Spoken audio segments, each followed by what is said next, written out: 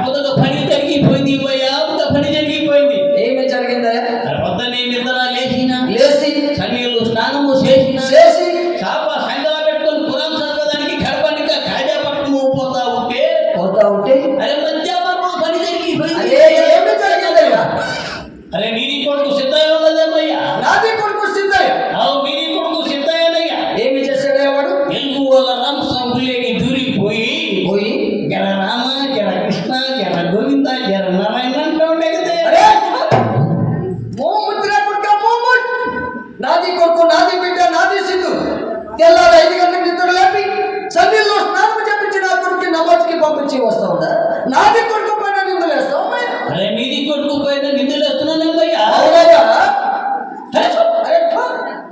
మంచిగా నీకు హబ్బకు చెప్పాలని నాకు ఏమి భయ్యా? నాది మడ్డ హబ్బకు అయితే లోపల నాకు సాక్షి అడుగు భయ్యా, నాకు సాక్షి అడుగు. నిజమేనమ్మయ్యో. देखो तू देखो तू देख कांडू तू देख.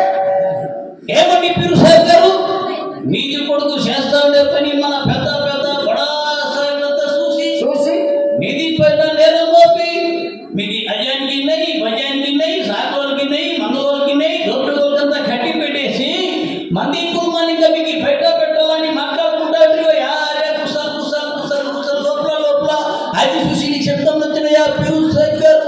మనం చిన్ననాటి బడా నేస్తాం. అరే మంది బడా నేస్తాం. నీది నువ్వు లోపల పెట్టుకో, నాది నేను లోపల పెట్టుకుంటా. మాది కొడుకు నేను బుద్ధి మార్చి మాది ఇంటికి తోడుకొస్తాను. నువ్వు కనుక వచ్చావు చలో.